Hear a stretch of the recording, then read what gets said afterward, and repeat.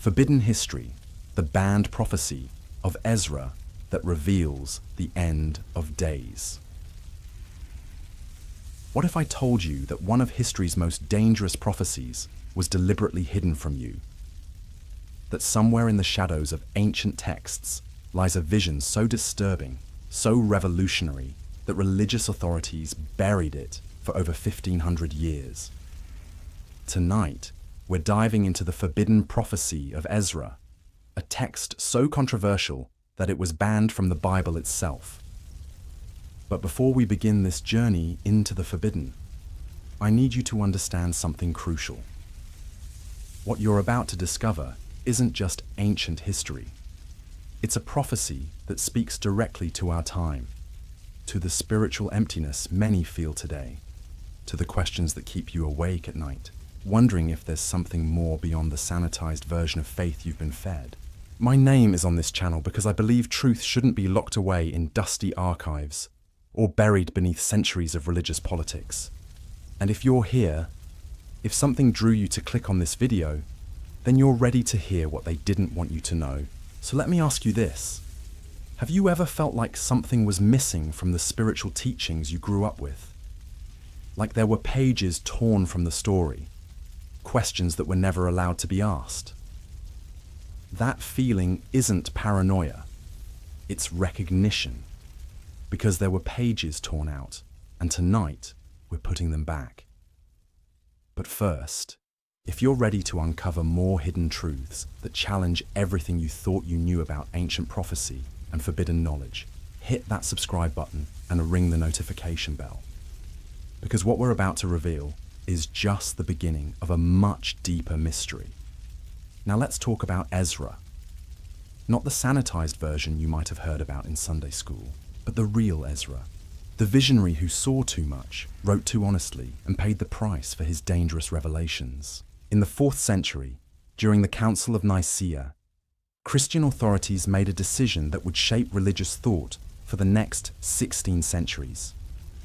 They sealed the fate of dozens of texts that spoke too freely, questioned too boldly, or revealed too much about the true nature of divine revelation. Among these banned books was one attributed to Ezra, a man history remembers as a scribe, but who was actually something far more dangerous, a prophet who dared to challenge heaven itself.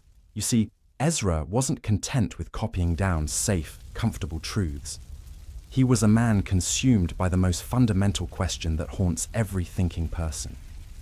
If God is just, why do the righteous suffer while the wicked prosper? But when Ezra demanded answers from heaven, what he received back wasn't comfort. It was a revelation so unsettling that it would be hidden for centuries. The text we're discussing tonight is known as 4th Ezra, sometimes called 2nd Esdras, and it contains something that makes religious authorities deeply uncomfortable. A direct confrontation between a prophet and an angel, where the prophet doesn't bow his head and accept platitudes.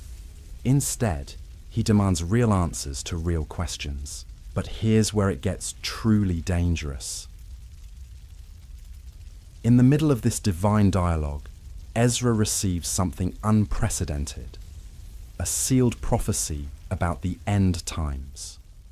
Not the sanitized version of apocalypse you've heard before, but something raw, something that suggests the very structure of organized religion itself would one day be judged and found wanting.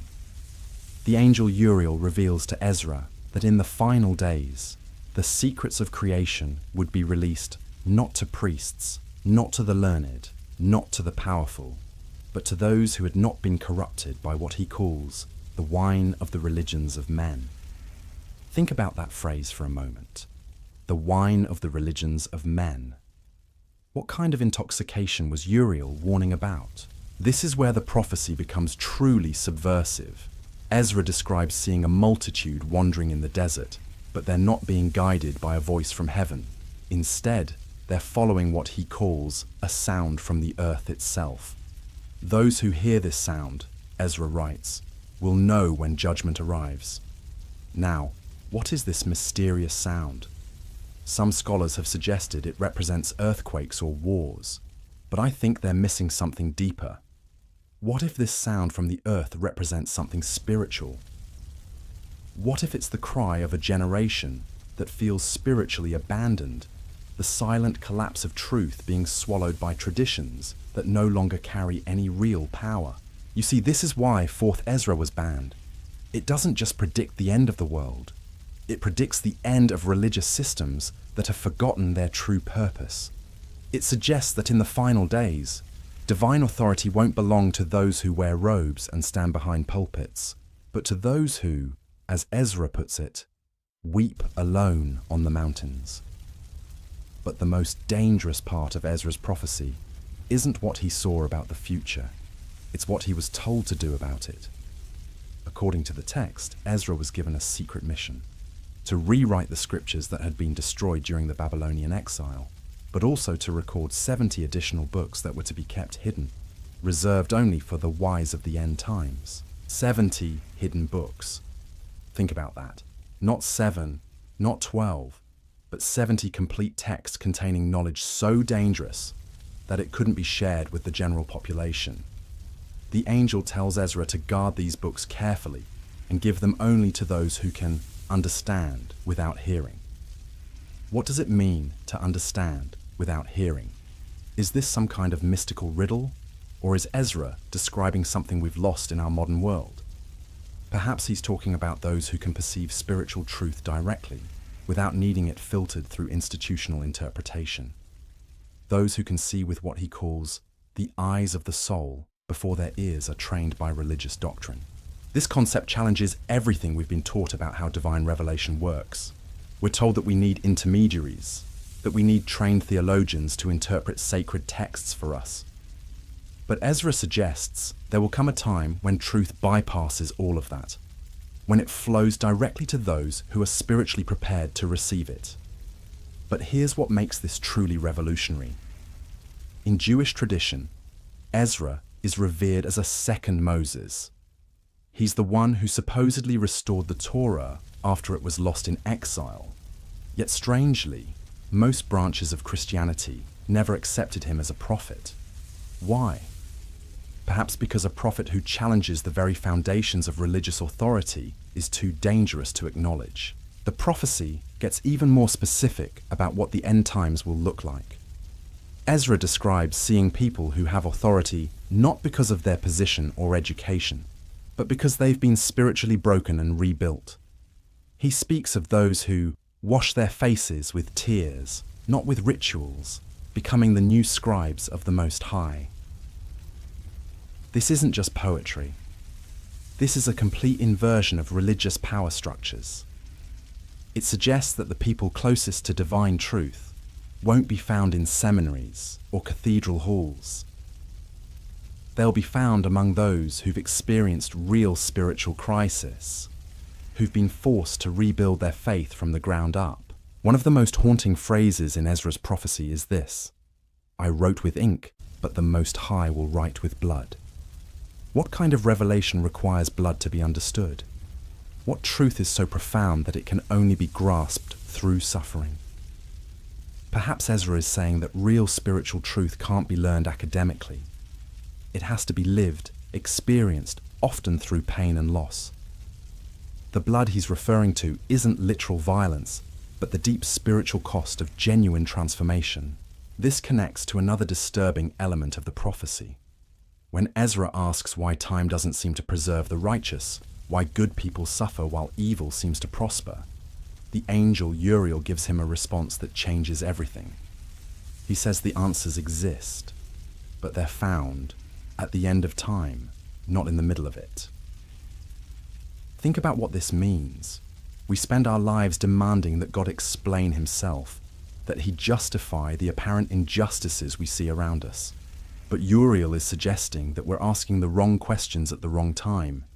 We're living in the middle of the story, not at the end, and the middle is where everything looks chaotic and meaningless. But here's the twist that makes this prophecy so relevant to our current moment. Ezra doesn't just describe the end times as a period of external chaos. He describes it as a time when hearts stop seeking. Not when wars break out, not when natural disasters multiply, but when human beings lose the capacity for genuine spiritual longing. According to this banned prophecy, the world doesn't end through visible catastrophe. It ends through invisible surrender, through the quiet death of hope in human hearts. And when you look around at our current spiritual landscape, at the emptiness many people feel, despite being surrounded by more religious content than any generation in history, Ezra's words start to feel uncomfortably prophetic. The prophecy describes people surrounded by abundant spiritual resources, yet starving spiritually. They have access to countless books, teachings, and religious experiences, but they remain fundamentally unsatisfied. Why? Because according to Ezra, they've been offered food that was leavened with vanity, rather than genuine spiritual nourishment. This is perhaps the most dangerous accusation in the entire text. It suggests that much of what passes for spiritual teaching has been corrupted by ego, by the desire for recognition and control, rather than genuine service to truth. It's spiritual food that looks nourishing, but actually increases hunger rather than satisfying it. But the prophecy doesn't end in despair. In fact, it contains a promise that's both beautiful and terrifying. Ezra describes seeing books falling from the sky onto forgotten cities, and those who read them begin to weep without knowing why. They're remembering something they had never consciously learned. This is the first hidden teaching embedded in Ezra's prophecy. The soul carries memories that the mind has never processed. Spiritual truth doesn't need to be taught from scratch. It needs to be awakened, remembered, recognized. That's why certain ancient texts, when you encounter them, feel familiar rather than foreign. You're not learning something new. You're remembering something eternal. This concept completely revolutionizes how we think about spiritual education. Instead of seeing ourselves as empty vessels waiting to be filled with knowledge, Ezra suggests we're more like amnesiacs slowly recovering our memory. The truth was always there. It was just buried under layers of conditioning, tradition, and fear. The banned prophecy goes on to describe Ezra's own spiritual preparation for receiving these revelations. He spent 7 days in complete seclusion, neither eating nor speaking to anyone. On the 8th day, he received the instruction to write the secret books. This pattern of purification through silence and fasting appears in other mystical traditions, but Ezra may have been one of the first to document it systematically. What's significant about this process is what it reveals about the nature of divine revelation. According to Ezra, spiritual truth doesn't come to those who are busy, successful, or even religiously active. It comes to those who are empty, silent, and willing to wait in uncertainty. It comes to those who have learned to fast, not just from food, but from the constant noise of human opinion and interpretation. This teaching directly challenges our modern approach to spirituality, which often treats divine revelation like information that can be downloaded quickly and efficiently. But Ezra's experience suggests that real spiritual insight requires a kind of internal preparation that can't be rushed or bypassed. The prophecy also contains detailed descriptions of what Ezra calls heavenly gates that only open with tears of repentance. This isn't the superficial repentance of feeling sorry for breaking rules. This is the deep repentance of recognizing how far we've drifted from our true spiritual nature, how much we've settled for substitutes instead of seeking the real thing. According to some Ethiopian traditions that preserve these texts more faithfully than Western sources, Ezra didn't just write his prophecies. He drew them, creating maps and symbols that pointed toward what he called celestial pathways. These weren't just artistic flourishes. They were spiritual technologies designed to help future seekers navigate the same inner terrain Ezra had explored. But here's where the mystery deepens even further. These drawings, these spiritual maps, were deliberately erased from the versions that survived in Western Christianity. What did church authorities fear about these images? What gates was Ezra hoping future generations would be able to see and enter? The banned prophecy suggests that in the end times, the kingdom wouldn't come through power structures or institutional authority. It would come through what Ezra calls purity, not power, and surrender, not structure. This represents a complete inversion of how we typically think about spiritual authority and religious organization. But perhaps the most unsettling aspect of Ezra's prophecy is how accurately it seems to describe our current spiritual moment. He speaks of a time when temples become numerous, while the truly saved become few, when spiritual emptiness gets dressed up in impressive religious performances, but can't hide the absence of genuine sacred presence. This isn't just ancient history. This is a mirror being held up to our current religious landscape, and what it reflects back is deeply uncomfortable. How many of our modern spiritual environments are characterized by impressive exteriors, but hollow interiors? How much of what we call worship is really just performance designed to convince ourselves and others that something sacred is happening? The prophecy forces us to ask questions that most religious institutions would prefer we didn't ask. Questions about whether the structures we've built to contain the sacred have actually succeeded in containing it, or whether they've simply created elaborate substitutes that keep us satisfied with less than what our souls truly need. But remember, this is only the beginning of what Ezra revealed. We've barely scratched the surface of the forbidden knowledge contained in these banned texts. In the next part of our investigation, we'll explore the most dangerous prophecy of all, Ezra's vision of the man rising from the sea, wrapped in wind and flame, who destroys armies through silence alone. We'll also uncover the secret teachings about spiritual breath that can reignite what appears to be dead, and the hidden meaning behind the 70 books that were supposedly written for the wise of the end times.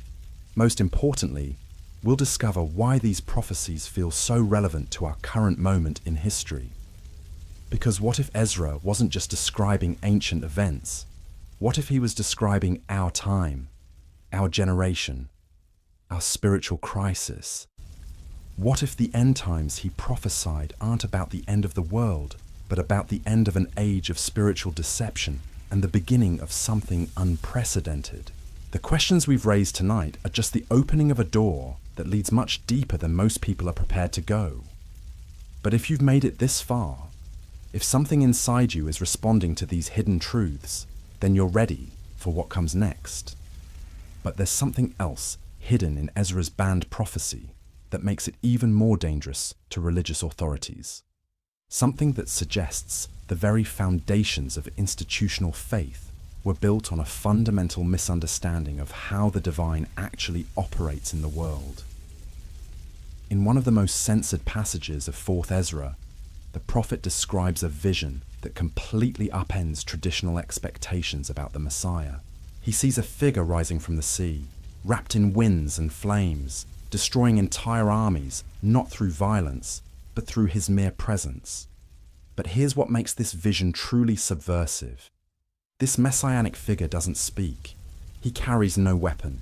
He needs no institution to validate his authority. When Ezra asks the angel Uriel to explain this strange vision, the response is even more unsettling. Uriel tells him that this silent figure represents divine authority that operates completely outside human religious systems.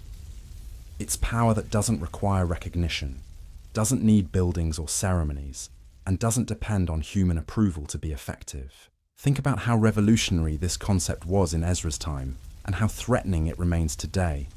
Here's a prophecy suggesting that ultimate spiritual authority bypasses every structure humans have created to control and mediate divine power. No wonder it was banned, but the vision gets stranger. When Ezra asks whether the world will end through war or catastrophe, Uriel gives him an answer that should have become the foundation of spiritual teaching, but instead was buried in forbidden texts. The angel tells him that the end will come, not when the Antichrist appears, not when temples are destroyed, but when hope is completely cut off from human hearts. This is a fundamentally different understanding of apocalypse than what most people have been taught. It's not about external events that we can point to and say, look, the end is coming. It's about an internal collapse that happens so gradually, so quietly, that most people don't even recognize it's occurring. According to this banned prophecy, the most dangerous form of spiritual destruction isn't persecution or obvious evil. It's the slow erosion of the capacity to believe that anything transcendent is possible. It's the quiet surrender to a worldview that reduces everything to material explanations and mechanical processes. When you understand this, Ezra's prophecy starts to feel less like ancient history and more like a diagnosis of our current spiritual condition. How many people today live with a constant sense that something essential is missing, but they can't quite name what it is? How many have given up on the possibility that life contains genuine mystery, genuine meaning, beyond what can be measured and controlled?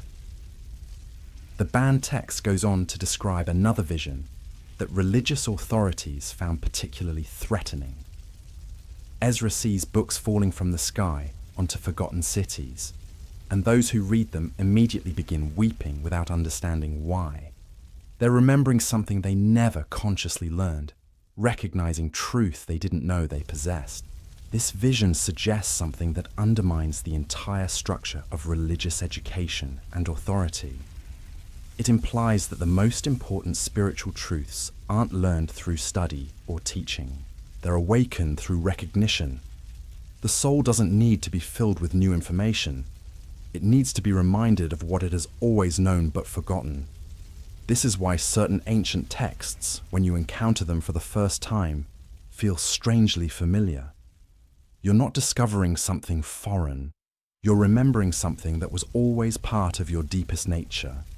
It's why some people can hear a few lines of mystical poetry and immediately understand concepts that scholars spend years trying to explain. But here's where Ezra's prophecy becomes personally challenging. If this is true, if spiritual truth works through recognition rather than education, then what does that say about all the religious instruction we've received? What does it say about the elaborate systems of doctrine and interpretation that claim to be necessary for understanding divine truth? Ezra pushes this question even further. In another banned passage, he describes seeing temples built from what he calls stones of ego and pulpits of vanity. He prophesies that these structures will be the first to fall when the true name of the Most High is spoken again from the mouth of a child. The symbolism here is devastating.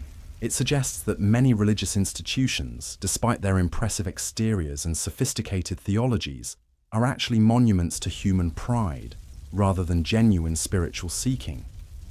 They're built from the desire to be seen as holy rather than the desire to actually encounter the sacred, and the agent of their collapse? Not a mighty prophet or a dramatic intervention, but a child speaking with simple honesty. This image suggests that institutional religion's greatest enemy isn't external opposition. It's innocence. It's the kind of direct, unfiltered spiritual perception that hasn't yet been trained to accept substitutes for the real thing. This prophecy is particularly dangerous because it doesn't attack the world or obvious evil. It attacks religious systems themselves, suggesting that they can become obstacles to the very truth they claim to serve.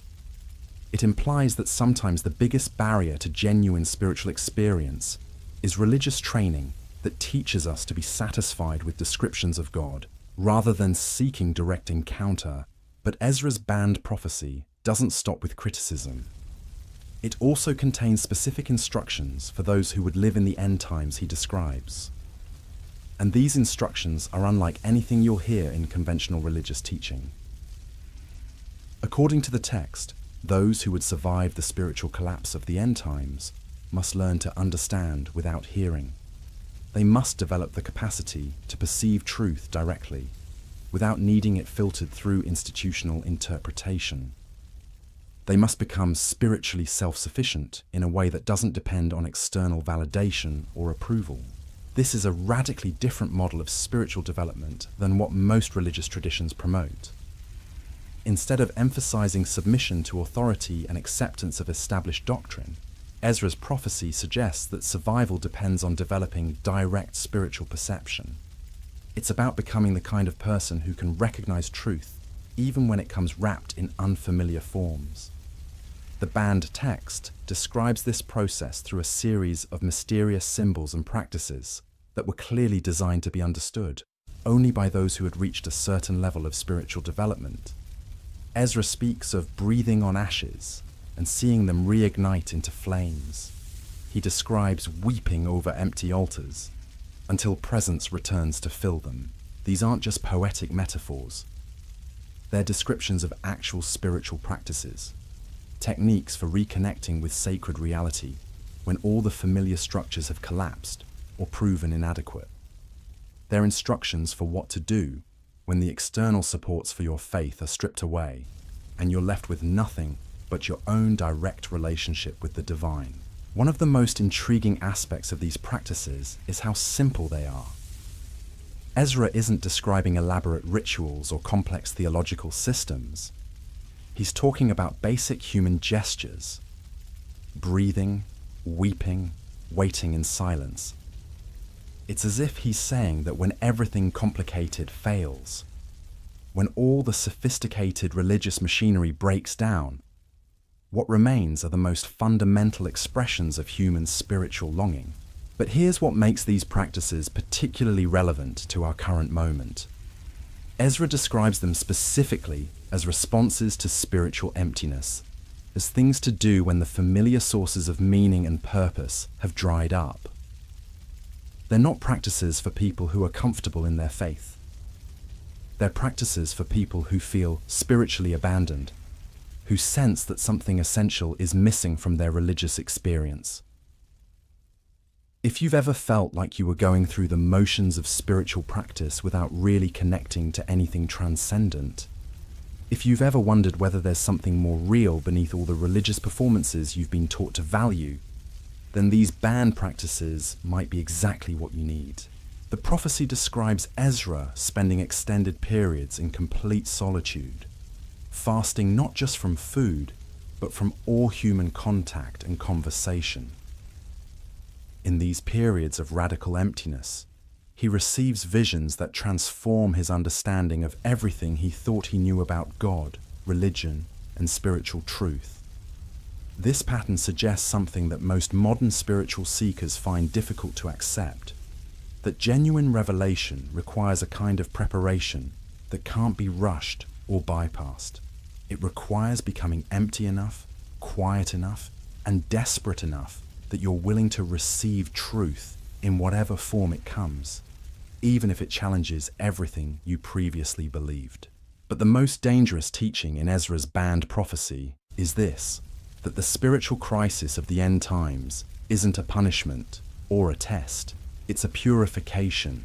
It's the process by which everything false, everything built on human ego and institutional power, gets stripped away so that what remains is what was always true. According to this understanding, the collapse of religious systems isn't something to be feared or prevented.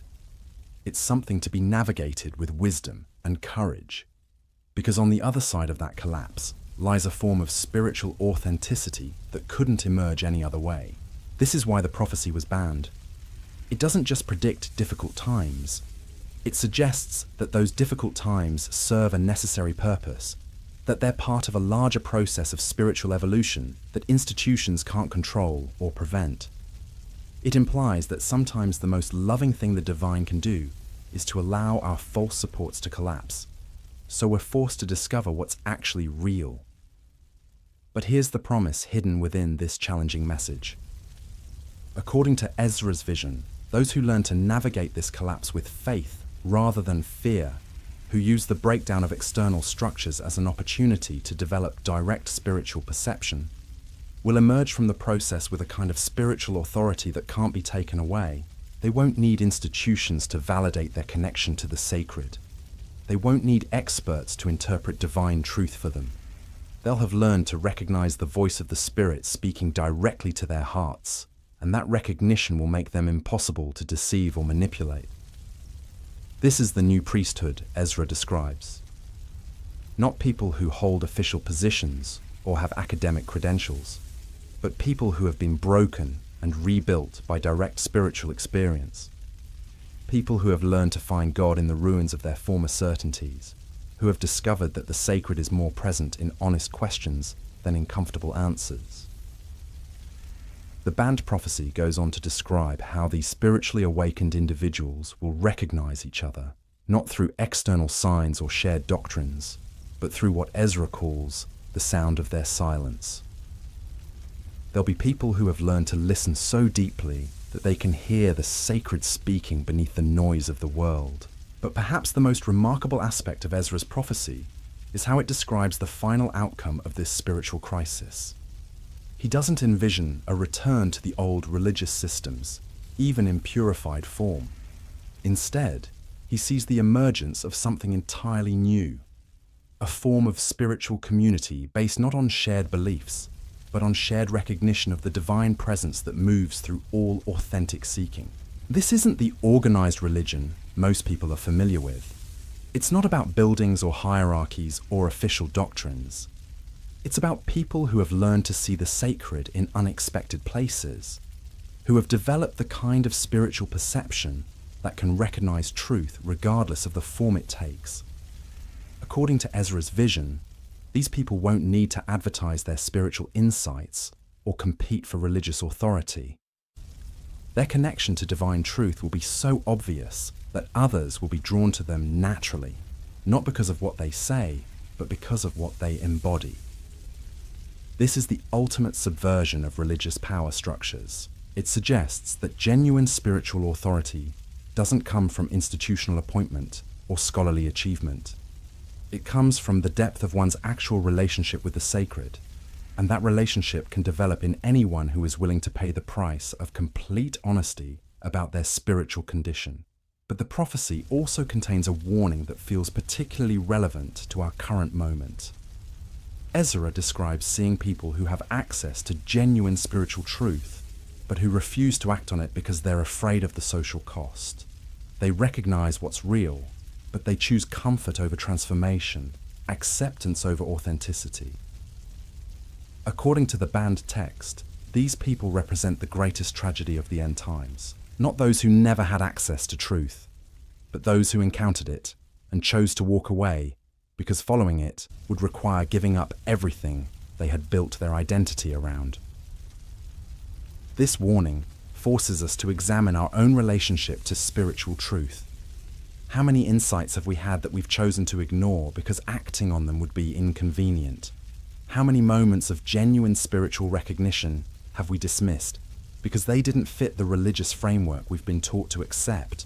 The prophecy suggests that in the end times, the capacity to recognize truth won't be enough. What will matter is the courage to follow that recognition wherever it leads, even if it means leaving behind the safety of familiar religious communities and comfortable spiritual assumptions.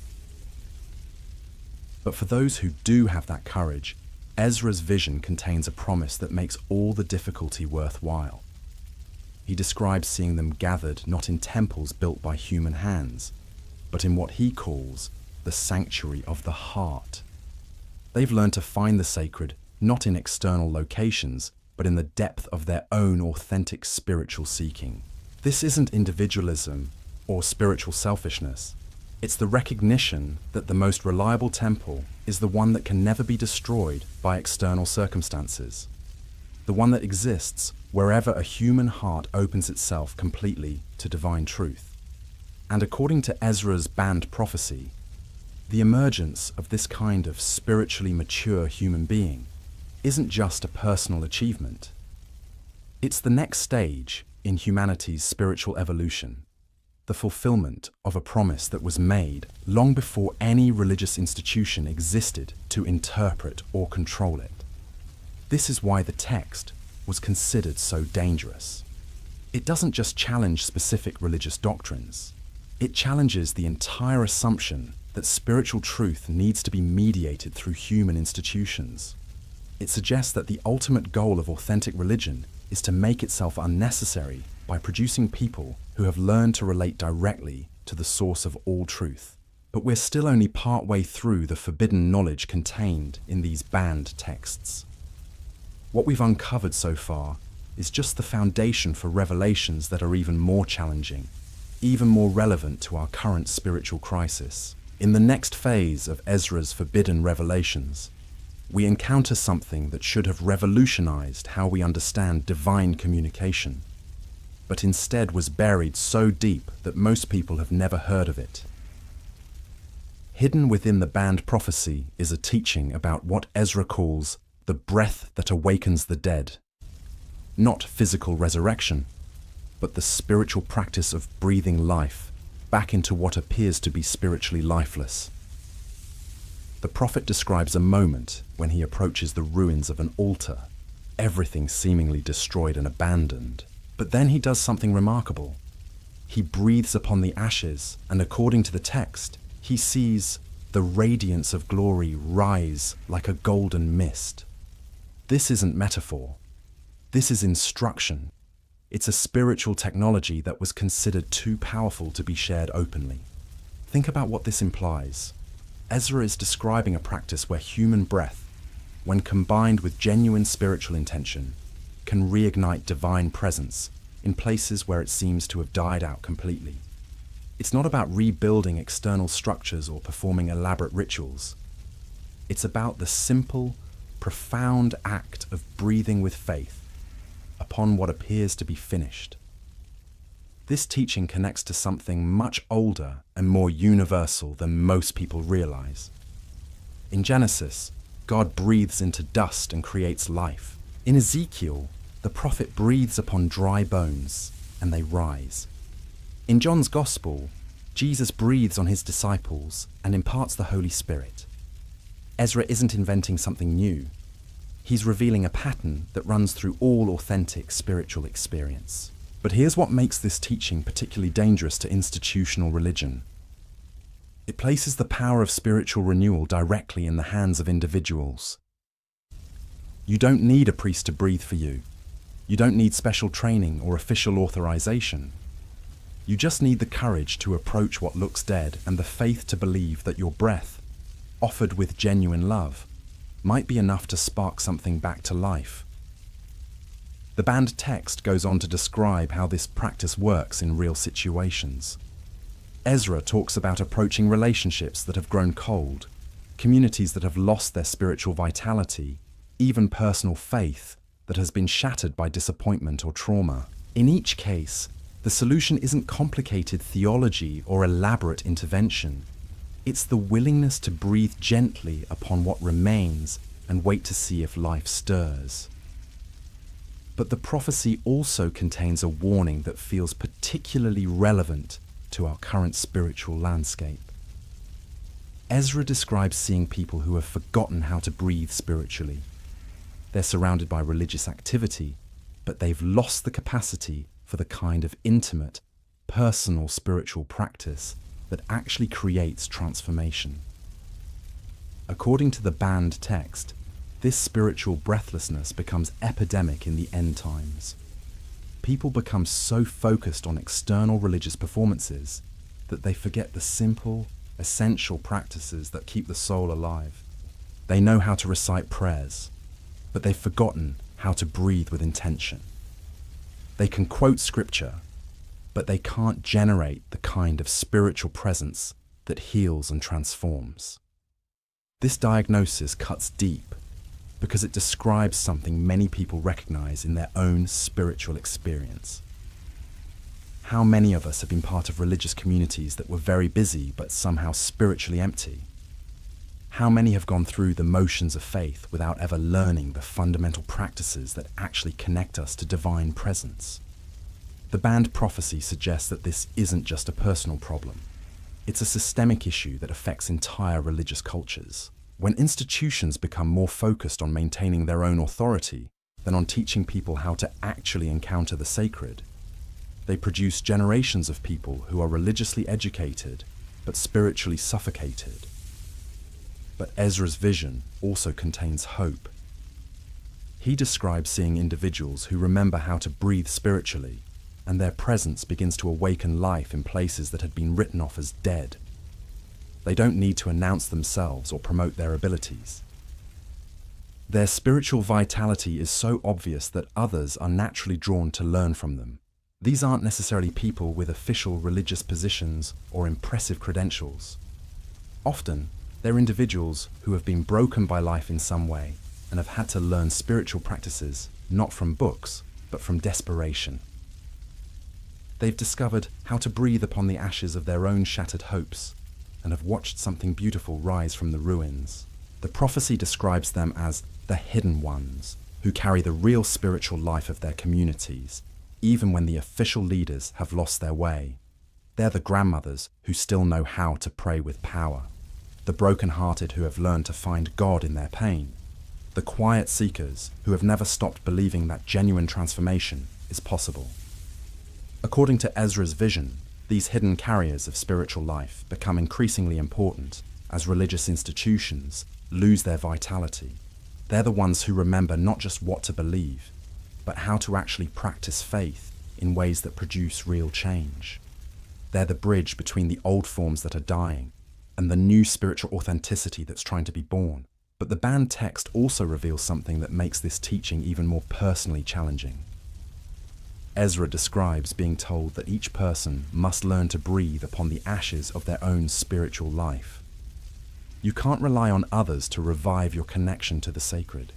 You have to be willing to approach the places in your own heart where faith has grown cold and breathe gently upon them with hope. This is terrifying for many people because it means taking responsibility for your own spiritual condition in a way that goes far beyond following religious rules or attending services.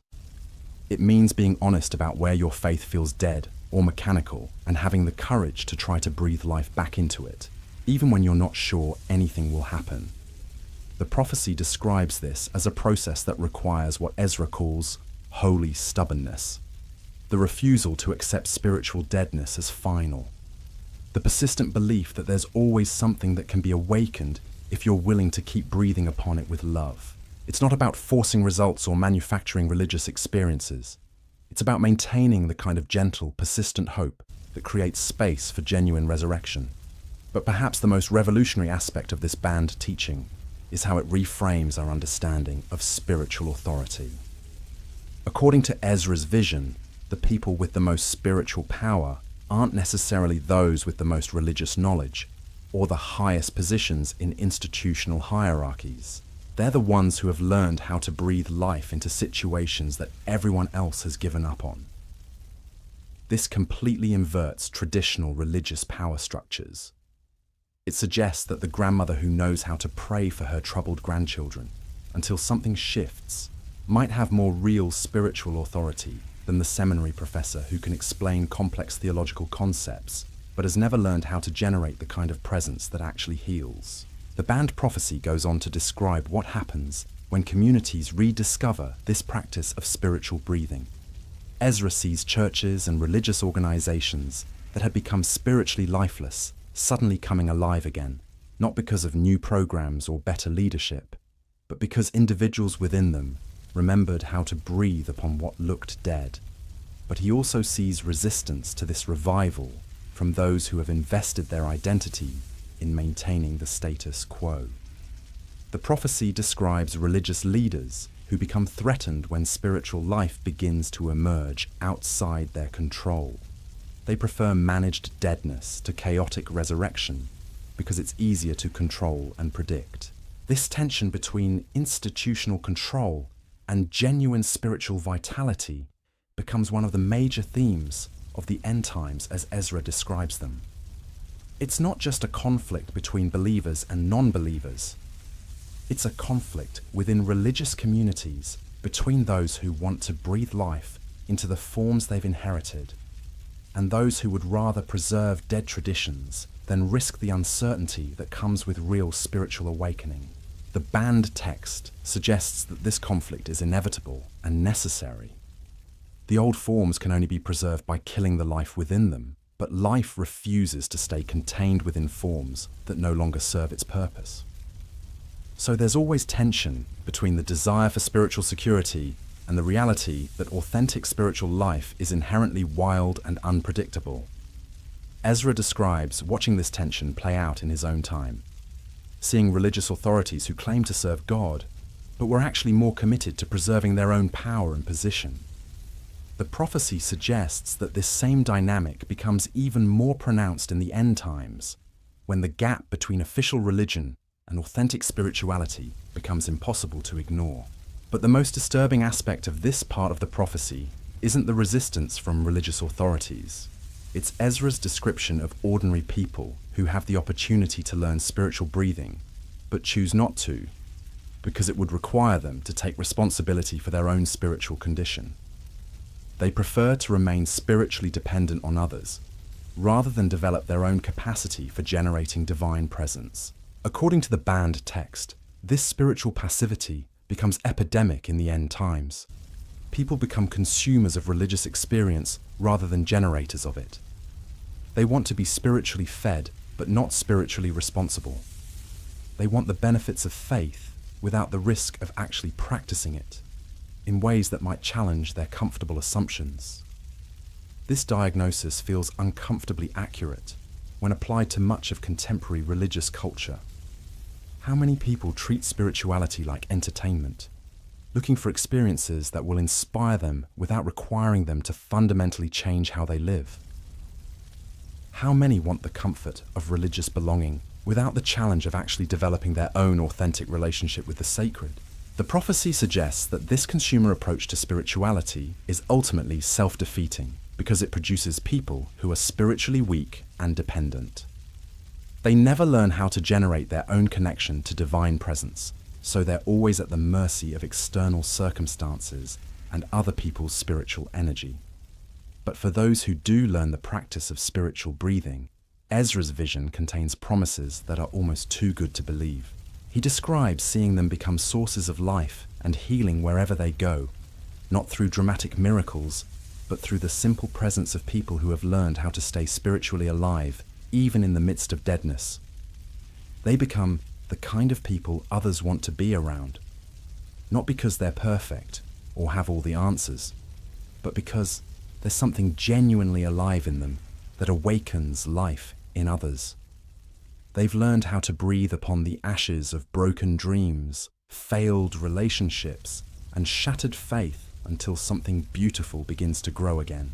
The banned text describes them as carriers of the eternal flame who keep spiritual possibility alive, even when everything around them suggests that God has abandoned the world.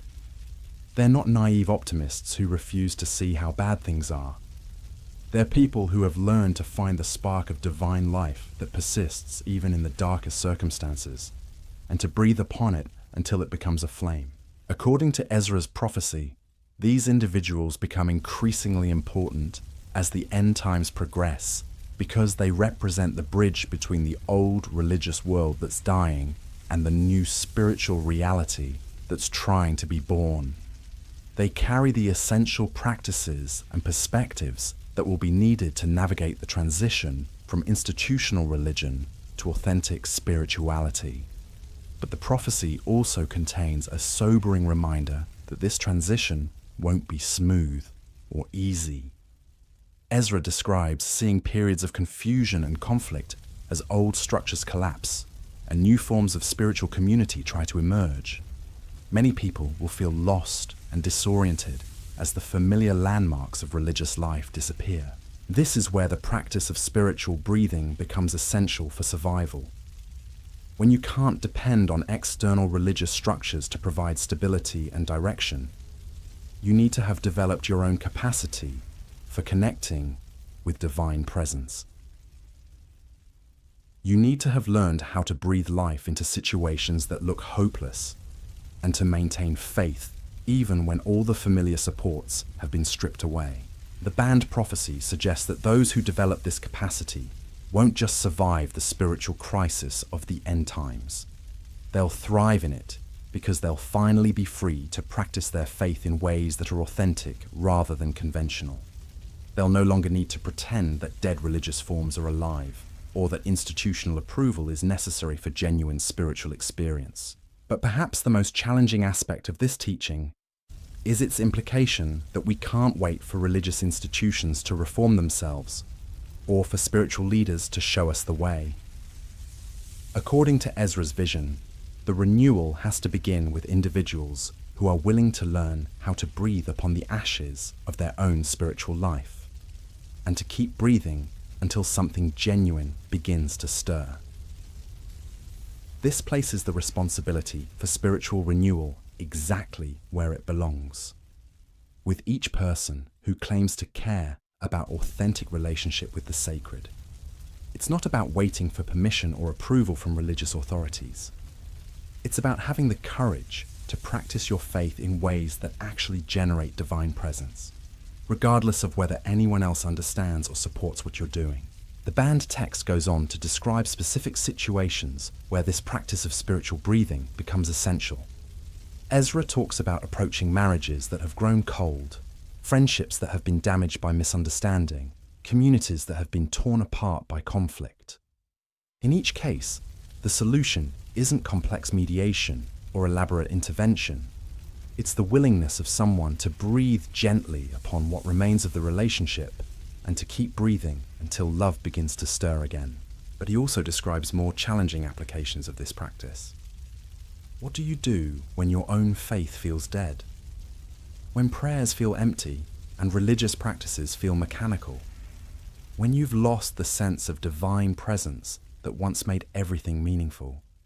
According to the banned prophecy, this is exactly when the practice of spiritual breathing becomes most important and most difficult. It's easy to breathe upon external situations that look dead. It's much harder to breathe upon the ashes of your own spiritual life when you're not even sure there's anything left to revive. But Ezra's vision suggests that this is precisely where the practice proves its worth. When everything else fails, when all the religious techniques you've learned feel empty, when even prayer feels pointless, you can still breathe. You can still approach the altar of your own heart and breathe gently upon whatever remains of your desire for the sacred. The prophecy describes this as the ultimate test of spiritual maturity, the willingness to keep breathing upon your own spiritual ashes, even when you have no evidence that anything will happen. It's faith at its most fundamental level, not belief in specific doctrines or religious systems, but the basic trust that life wants to emerge wherever there's the slightest opening for it. But the banned text also reveals that this practice of spiritual breathing is just the beginning of what Ezra was shown about surviving and thriving in the spiritual crisis of the end times. There are other hidden teachings in these forbidden prophecies that are even more challenging, even more relevant to our current moment in history. We've barely begun to explore the depths of what religious authorities found so threatening that they buried it for over 15 centuries. The practices we've discussed tonight are just the foundation for revelations that completely transform how we understand the relationship between individual spiritual development and the larger patterns of history. But before we go deeper into those forbidden teachings, we need to understand something crucial about why these particular revelations were considered so dangerous. It's not just that they challenge religious authority or promote individual spiritual responsibility. It's that they reveal something about the nature of divine presence that makes all human attempts to control or monopolize it look ridiculous. According to Ezra's banned prophecy, the sacred is far more available, far more present, far more responsive to genuine human seeking than any religious institution wants to admit.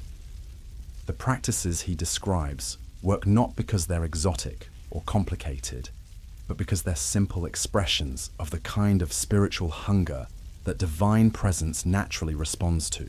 This is the ultimate threat to religious control systems. The revelation that the sacred is accessible to anyone who approaches it with genuine sincerity, regardless of their religious training, official status, or institutional approval. It suggests that the primary function of many religious structures isn't to facilitate encounter with the divine, but to manage and limit access to it. But for those who are ready to move beyond managed spirituality into direct relationship with divine presence, Ezra's forbidden teachings offer a roadmap that's both ancient and startlingly contemporary. The spiritual crisis he describes isn't just something that happened in the past or might happen in the future. It's something that's happening right now, all around us, and the practices he reveals aren't just historical curiosities. They're survival tools for navigating the collapse of conventional religion and the emergence of something more authentic. The question is whether you're ready to learn them, to practice them, to breathe life into the places in your own spiritual experience that have grown cold or died completely. Because according to Ezra's vision, that's not just a personal spiritual practice. It's your participation in the larger process of spiritual evolution that's reshaping human consciousness itself. But there's something else hidden in these banned prophecies that we need to explore. Something about the role of spiritual community in the end times, about how authentic seekers will recognize and support each other when all the familiar structures have collapsed, and something about a final revelation that Ezra received but was forbidden to share openly. Something so transformative that it could only be communicated through symbols and stories that would remain hidden until the time was right for them to be understood. That time, according to the prophecy, is now. And if you followed this investigation this far, if something inside you has been awakening as we've explored these forbidden teachings, then you might be one of the people these revelations were preserved for. But are you ready for what comes next? Because what we've discovered so far is just the beginning of a mystery that goes deeper than most people are prepared to follow. The deeper we venture into Ezra's forbidden revelations, the more we encounter something that should terrify anyone invested in maintaining religious control systems. Hidden within these banned texts is a teaching so subversive that it doesn't just challenge specific doctrines or practices. It challenges the entire assumption that spiritual truth needs human interpretation to be understood. Ezra describes receiving what he calls the silent teaching, knowledge that bypasses the mind entirely and speaks directly to what he terms the eyes of the soul. This isn't mystical poetry. It's a precise description of how divine communication actually works when it's not filtered through institutional frameworks designed to maintain human authority. According to the banned prophecy, there will come a time when the most important spiritual truths won't be found in books, sermons, or religious ceremonies. They'll be transmitted directly from consciousness to consciousness, from heart to heart, through what Ezra calls the language that has no words. Those who learn to perceive this silent teaching will have access to understanding that can't be corrupted, controlled, or commodified by human institutions. Think about the implications of this revelation. If authentic spiritual knowledge can be transmitted directly without human mediation, then what's the real purpose of religious hierarchies? What's the actual value of theological education if the most important truths bypass intellectual understanding entirely? This is precisely why these teachings were banned. They don't just threaten religious authority, they make it irrelevant. They suggest that the kingdom of heaven operates on principles that have nothing to do with human power structures, academic credentials, or institutional approval. But the prophecy goes even further. Ezra describes seeing people in the end times who have learned to read what he calls the unwritten scriptures, divine communication that appears not in texts, but in the patterns of life itself. They've developed the capacity to perceive spiritual meaning in circumstances, relationships, and even apparently random events that others dismiss as meaningless. These individuals don't need external validation for their spiritual insights because they've learned to recognize the signature of divine presence in whatever form it appears. They can distinguish between genuine spiritual guidance and human projection, because they've developed what Ezra calls the inner compass that always points toward truth. The banned text describes this capacity as emerging naturally in those who have been stripped of conventional religious supports. When you can no longer depend on external authorities to tell you what to believe or how to interpret your experience, you're forced to develop your own capacity for spiritual discernment. And according to Ezra's vision, this forced independence often leads to more authentic spiritual perception than years of traditional religious education. But here's where the prophecy becomes personally challenging for anyone who considers themselves spiritually mature. Ezra describes encountering people who have access to this direct spiritual perception, but who refuse to trust it because it conflicts with what they've been taught by religious authorities. They can sense divine guidance clearly, but they override their inner knowing in favor of external approval. According to the banned text, this represents one of the greatest tragedies of the end times. Not the inability to perceive spiritual truth, but the unwillingness to act on the truth you can perceive. It's the choice to remain spiritually dependent on others rather than accepting responsibility for your own direct relationship with the sacred. The prophecy suggests that this spiritual cowardice becomes endemic in religious communities that prioritize conformity over authenticity. People learn to distrust their own spiritual perceptions in favor of group consensus, even when that consensus is obviously disconnected from genuine divine presence. But for those who do develop the courage to trust their direct spiritual perception, Ezra's vision contains promises that are both beautiful and terrifying. He describes seeing them become increasingly isolated from conventional religious communities, but increasingly connected to what he calls the invisible church, a network of authentic seekers who recognize each other not through shared doctrines, but through shared spiritual authenticity. This invisible church doesn't meet in buildings or follow human leaders. It's composed of individuals who have learned to find the sacred in unexpected places and who support each other's spiritual development without trying to control or direct it. They're united not by what they believe, but by their commitment to following divine guidance wherever it leads, regardless of social cost. The banned prophecy describes these invisible church members as the scattered seeds of the new creation who carry the DNA of authentic spirituality into environments where it has been forgotten. They don't proselytize or promote themselves. They simply live with such obvious spiritual vitality that others are naturally drawn to discover what makes them different. But Ezra also warns that this invisible church will face opposition, not just from secular authorities, but from religious institutions that feel threatened by spirituality they can't control. The prophecy describes periods of intense persecution where authentic seekers are marginalized, ridiculed, or actively suppressed by those who claim to represent God's interests on earth. This creates a situation where the most spiritually alive people are often found outside official religious structures, while the institutions themselves become increasingly hollow and defensive. It's a complete inversion of what most people expect, where genuine spiritual authority migrates away from recognized religious leaders toward individuals who have learned to navigate by inner guidance alone.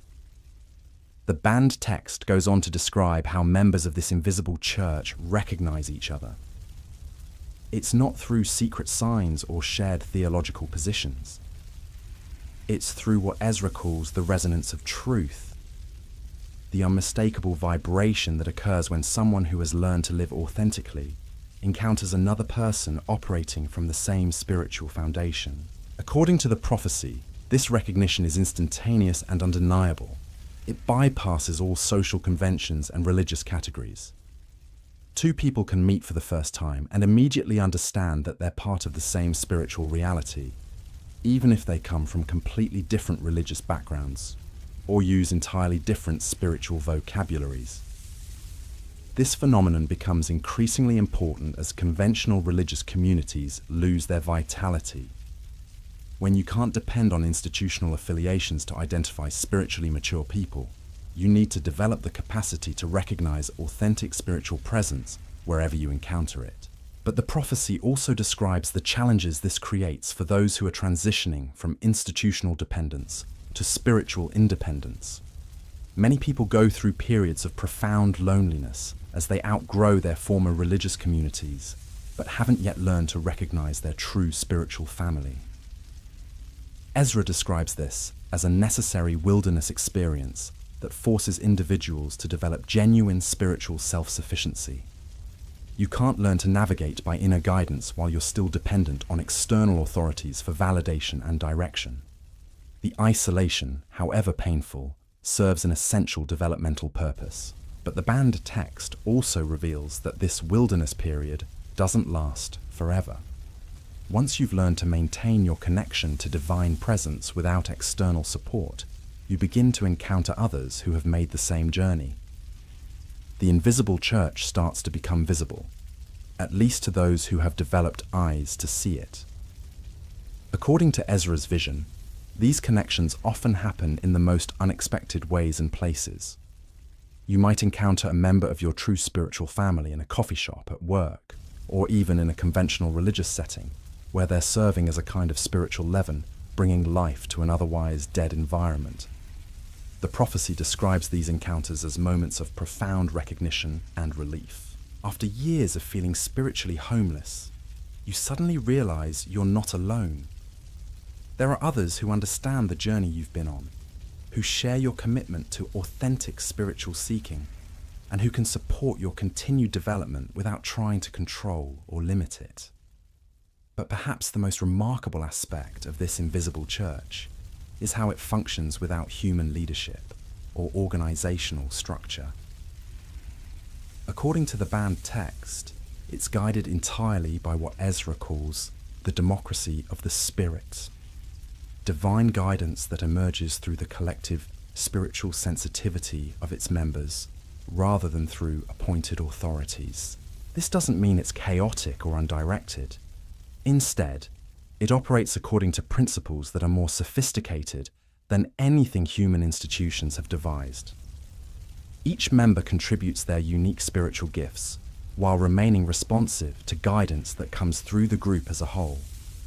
The prophecy describes this as a preview of how human community will function when it's finally freed from the limitations of ego-based leadership and control systems. It's not anarchy, but it's not hierarchy either.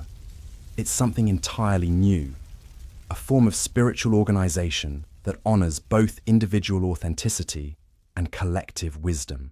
But Ezra's vision also contains warnings about the challenges this invisible church will face as it becomes more visible in the world. The prophecy describes periods where its members will be pressured to organize themselves according to conventional religious models, to appoint leaders, establish doctrines, and create institutional structures that can be recognized and regulated by existing authorities. According to the banned text, resisting this pressure is essential for maintaining the spiritual vitality that makes the invisible church valuable in the first place. The moment it tries to become a conventional religious organization, it loses the very qualities that made it authentic and transformative. This creates an ongoing tension between the desire for recognition and acceptance and the need to preserve spiritual integrity. The prophecy suggests that navigating this tension successfully requires a level of spiritual maturity that most people haven't developed, the ability to remain committed to truth, even when conformity would be more comfortable and socially acceptable. But for those who do maintain this commitment to authenticity, Ezra's vision contains promises that extend far beyond personal spiritual fulfillment. The banned text describes the invisible church as playing a crucial role in humanity's spiritual evolution, serving as a bridge between the old religious consciousness that's dying and the new spiritual awareness that's trying to be born.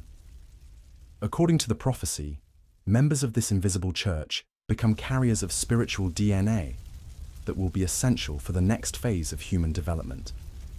They preserve and transmit the essential practices, perspectives, and capacities that will be needed as humanity transitions from institutional religion to direct spiritual relationship with the divine. But they also serve as living examples of what becomes possible when human beings learn to live from their deepest spiritual authenticity rather than from social conditioning and external expectations. They demonstrate that it's actually possible to maintain genuine spiritual connection in the midst of a culture that has largely forgotten what authentic spirituality looks like. The band Prophecy goes on to describe how the influence of the invisible church spreads throughout society, not through organized evangelism, but through what Ezra calls spiritual contagion, the natural tendency of authentic spiritual presence to awaken corresponding spiritual hunger in others. People who encounter members of the invisible church often find themselves questioning assumptions they've never examined before. They begin to sense possibilities they didn't know existed. They start to hunger for something more real than the spiritual substitutes they've been accepting. And gradually, some of them begin their own journey toward authentic spiritual awakening. According to Ezra's vision, this process accelerates as the end times progress because the gap between authentic spirituality and religious performance becomes impossible to ignore. People become increasingly dissatisfied with spiritual experiences that don't actually transform their lives or connect them to genuine divine presence.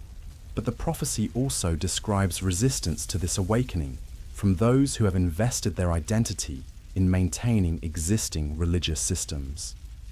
The banned text reveals that some of the most intense opposition to authentic spiritual awakening comes not from secular authorities, but from religious leaders who feel threatened by spirituality they cannot control or co-opt. This creates situations where the most spiritually dangerous people are often those who claim to be serving God's interests. They become obstacles to the very spiritual development they claim to promote because they've confused institutional loyalty with spiritual authenticity. Ezra describes seeing religious authorities who actively suppress spiritual gifts and insights that don't conform to their doctrinal frameworks. They prefer managed mediocrity to chaotic authenticity because it's easier to control and more profitable to maintain. But the prophecy also reveals that this suppression ultimately fails because authentic spiritual life cannot be permanently contained within human systems. It finds ways to emerge and flourish even in the most restrictive environments, often through people who appear to be conforming to religious expectations, while actually operating from an entirely different spiritual foundation. According to the banned text, these undercover members of the invisible church serve an essential function during periods of religious oppression. They maintain authentic spiritual practice within institutional settings, providing leaven that prevents those environments from becoming completely spiritually dead. But they also serve as bridges for others who are beginning to hunger for something more authentic than conventional religious experience. They can speak both languages, the official religious vocabulary and the deeper spiritual reality it sometimes points toward, helping people transition from institutional dependence to spiritual independence. The prophecy describes this bridge function as particularly important during the end times, when many people will be simultaneously losing faith in religious institutions and desperately seeking authentic spiritual connection. Without these bridges, the transition from old religious forms to new spiritual reality would be much more traumatic and disorienting than necessary. But perhaps the most challenging aspect of Ezra's vision of the invisible church is how it reframes our understanding of spiritual service and mission. According to the banned text, the primary way members serve the larger spiritual evolution isn't through organized ministry or public teaching, but simply through maintaining their own authentic spiritual connection in the midst of a spiritually confused culture. Their very existence serves as proof that genuine spiritual life is still possible, that divine presence is still accessible, that the promises of authentic religion can still be fulfilled. They don't need to convince anyone of anything. They just need to live so authentically that their lives become testimonies to spiritual possibilities others have forgotten. This is a radically different model of spiritual influence than what most religious traditions promote. Instead of emphasizing evangelism, teaching, or leadership, it focuses on embodiment, becoming so aligned with divine presence that your very existence awakens spiritual hunger in others. But the prophecy also reveals that this kind of authentic spiritual influence is far more powerful than conventional religious methods, precisely because it can't be faked or manufactured. You can't pretend to have genuine spiritual connection any more than you can pretend to be in love. Either the divine presence is flowing through your life in ways that are obvious to anyone with spiritual sensitivity, or it's not. According to Ezra's vision, this authenticity becomes increasingly important as people develop more sophisticated spiritual discernment.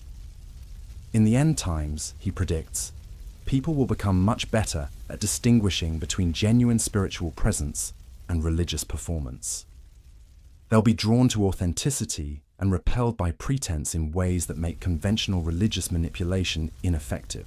But this also means that those who choose to live authentically will bear a greater responsibility than they might prefer. Their spiritual influence will be obvious to anyone who encounters them, whether they want that visibility or not. They'll become magnets for both spiritual seekers and spiritual predators, requiring a level of wisdom and discernment that goes far beyond conventional religious training. The banned prophecy describes specific challenges that members of the invisible church will face as they learn to navigate this increased spiritual visibility. They'll need to develop the capacity to help genuine seekers without enabling spiritual dependency. They'll need to learn how to protect themselves from those who want to exploit their spiritual gifts without becoming closed or defensive. Most importantly, they'll need to maintain their own spiritual authenticity while being constantly pressured to conform to others' expectations about how spiritual people should behave.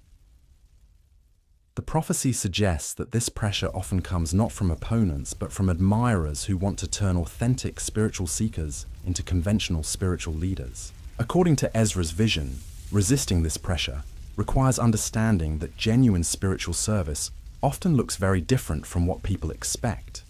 Sometimes, the most loving thing you can do is refuse to give people what they think they want, so they're forced to develop their own authentic spiritual connection.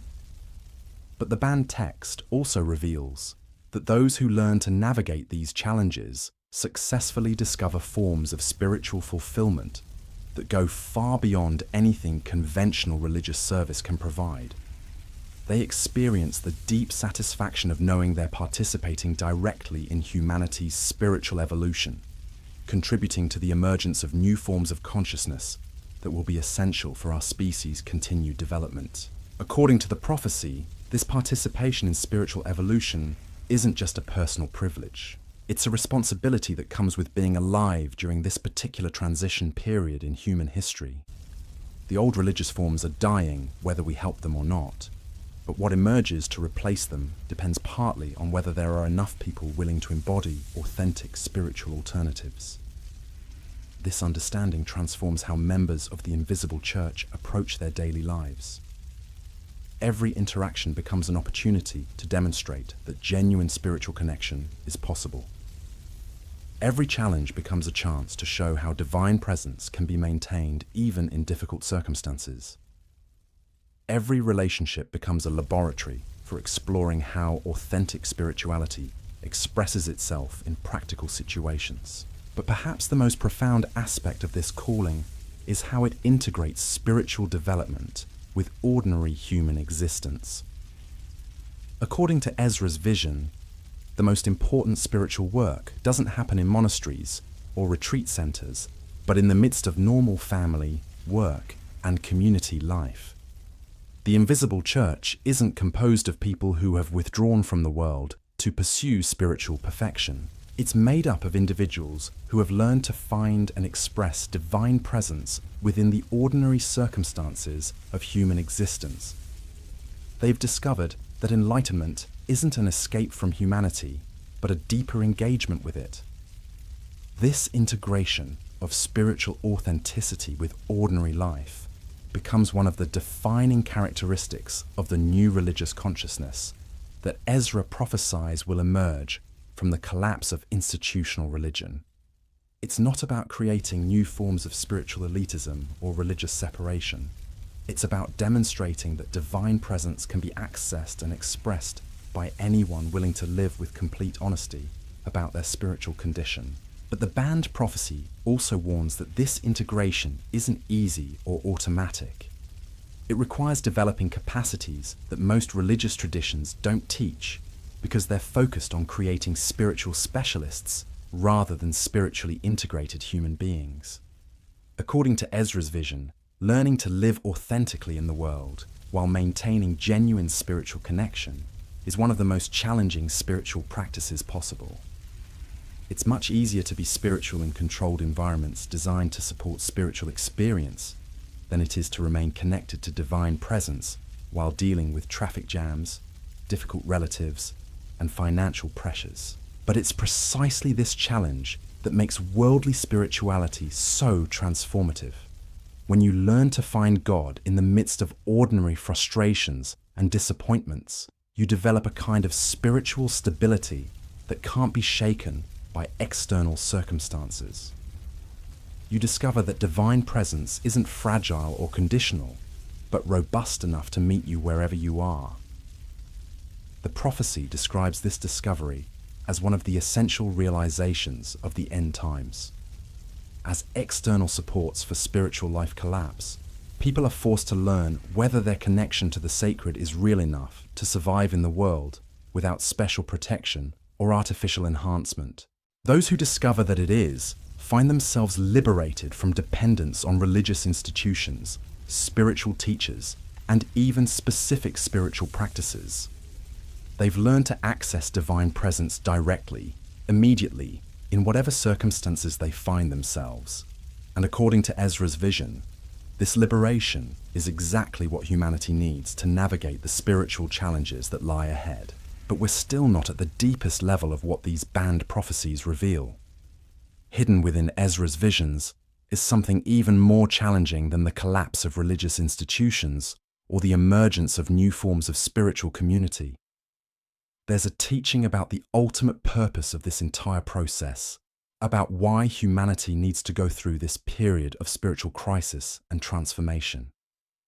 And there's a final revelation that Ezra received, but was instructed to encode in symbols so obscure that they could only be understood by those who had already undergone the spiritual transformation he describes. This ultimate teaching isn't just about surviving the end times. It's about what lies beyond them, about the kind of human beings we're meant to become, and the kind of world we're meant to create. But before we can explore that final revelation, we need to understand something crucial about the spiritual technology embedded in these banned texts themselves. According to the prophecy, these aren't just historical documents describing ancient events. They're designed to function as spiritual catalysts, activating dormant capacities in anyone who encounters them with genuine spiritual hunger. This means that your engagement with these forbidden teachings isn't just intellectual study. It's a form of spiritual practice that's already beginning to transform your consciousness in ways you might not even recognize yet.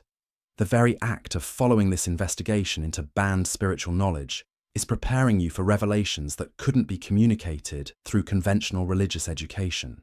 And if that's true, if these ancient texts are still actively working to awaken spiritual capacities in those who encounter them, then what we've discovered so far is just the beginning of a process that will continue long after this investigation ends.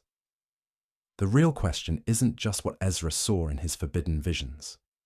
It's what you're beginning to see as those same spiritual capacities awaken within your own consciousness. Because according to the banned prophecy, the ultimate purpose of preserving these dangerous teachings wasn't just to inform future generations about what happened in the past. It was to prepare them for what they would need to become in order to participate consciously in humanity's next phase of spiritual evolution. And that preparation, according to Ezra's final sealed revelation, begins not with learning new information, but with remembering something you've always known but forgotten. something that's been waiting patiently within your own spiritual DNA for exactly this moment, when the old religious forms have collapsed enough that you're finally ready to discover what you really are. But that discovery, and the responsibilities that come with it, will have to wait for the final phase of our investigation into these forbidden prophecies. Because what we've uncovered so far, challenging as it's been, is still just the preparation for revelations that will transform not just how you understand spirituality, but how you understand yourself and your purpose in being alive during this unprecedented moment in human history. The banned prophecy of Ezra doesn't just predict the end of an age. It reveals the beginning of something so new, so unprecedented, that it required the collapse of everything familiar to create space for its emergence.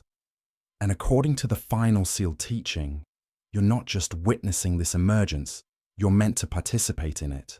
But are you ready for what that participation requires? Because what we've discovered so far about spiritual breathing, invisible churches, and direct divine communication is just the foundation for practices and responsibilities that go far beyond anything conventional religion has ever imagined possible. The question isn't whether you believe these banned prophecies are true. The question is whether you're prepared to live as if they are, to reorganize your entire approach to spirituality around the possibility that everything Ezra saw is not just ancient history, but present reality. Because according to the final revelation hidden in these forbidden texts, that's exactly what's required of those who would participate consciously in the spiritual transformation these prophecies describe. And that transformation, according to Ezra's ultimate vision, isn't just about individual enlightenment or personal spiritual fulfillment. It's about the emergence of an entirely new form of human consciousness, one capable of creating kinds of community, relationship, and planetary stewardship that become possible only when human beings learn to live from their deepest spiritual authenticity, rather than from the fear and separation that have dominated human civilization for millennia. But the banned prophecy also warns that this transformation won't happen automatically or universally. It will emerge only through individuals who have the courage to live these hidden teachings rather than just study them, who are willing to risk everything familiar for the possibility of becoming something unprecedented. The ultimate question these forbidden prophecies pose isn't whether the end times are coming. It's whether you're ready to be part of what comes next.